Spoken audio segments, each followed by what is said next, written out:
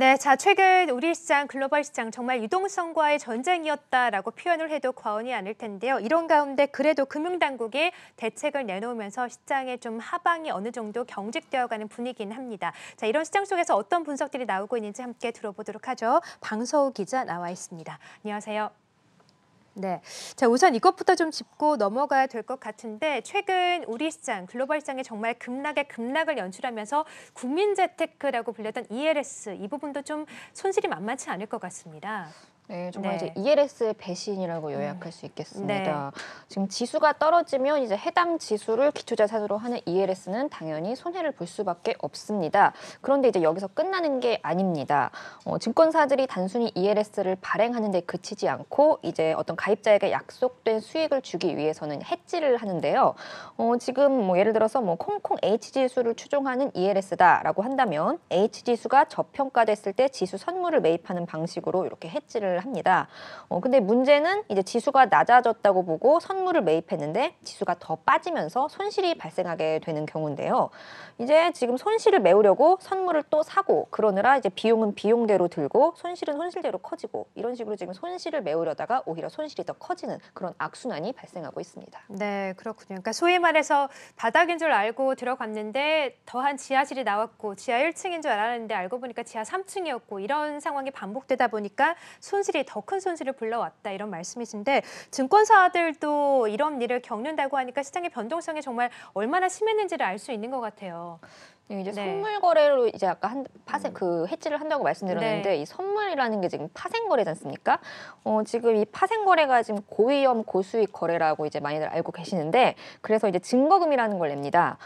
증거금을 유지하지 못할 정도로 지금 손실이 커진 겁니다. 그만큼 네. 시장이 이제 변동성이 컸기 때문인데요. 그렇죠. 예, 그래서 이제 이 증권사로 하여금 뭐 증거금을 더 내라. 그렇지 않으면 뭐 증권사의 계좌를 깡통 계좌로 만들어 버리겠다. 이런 식으로 지금 요구하는 것이 지금 최근에 뭐 거의 많이 뉴스에도 나왔던 용어인 마진콜입니다. 네. 예, 증권사마다 다르지만 이 마진콜 규모가 많게는 뭐 거의 각 사마다 1조 원에 달한다고 합니다.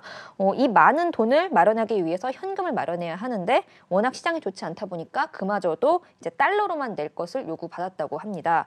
지금 아무래도 뭐 증권사들이 가지고 있는 달러로는 뭐 거의 지금 뭐 택도 없다고 해서 지금 뭐 가지고 있던 CP나 뭐 회사채 이런 보유 자산들을 팔아서 또 확보한 현금으로 달러를 사들이기 시작한 건데요.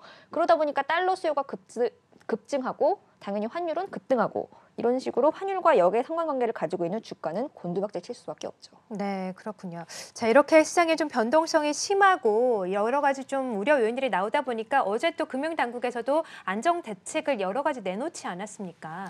네, 그렇습니다. 네. 이제 조금 전에 증권사들이 달러를 마련하기 위해서 지금 뭐 채권을 마구 찍었다 이렇게 말씀을 드렸는데요. 이런 채권들이 또 너무 쏟아지다 보니까 채권 투자자들도 좀 반응이 시큰둥했던 겁니다. 네. 이렇게 자금줄이 막히기 때문에 정부가 이제 특단의 대책을 내놓은 건데요. 증권사들을 대상으로는 뭐 한국증권금융이 대출을 해준다든가 아니면은 뭐 한국은행이 그 채권을 매입해주면서 뭐 한 지금 5조 원 정도를 공급해준다고 합니다. 시장에서는 일단은 뭐 급한 불은 껐다 이런 반응들이 나오고 있습니다. 네. 자, 근데 문제가 이 돈이 이제 다음 달 4월부터 투입이 되는 건데 사실 그만큼 불확실성이 심하고 지금 내일 어떻게 될지도 모르는 지금 시장이 이루어지지 않고 있으니까 그렇기 때문에 당장이라도 내일 좀 필요한 상황인데 이렇다 보니까 어려움이 더욱더 커질 수밖에 없다.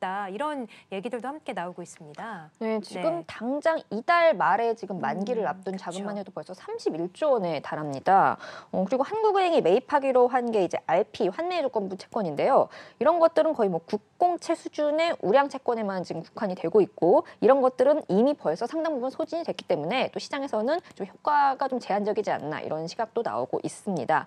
그래서 이제 미국 연준처럼 뭐 한국은행이 직접 뭐 CP라든가 회사채를 직접 매입하는 이런 강도 높은 조치가 필요하다는 목소리가 나오고 있는 것도 그 이유 때문인데요.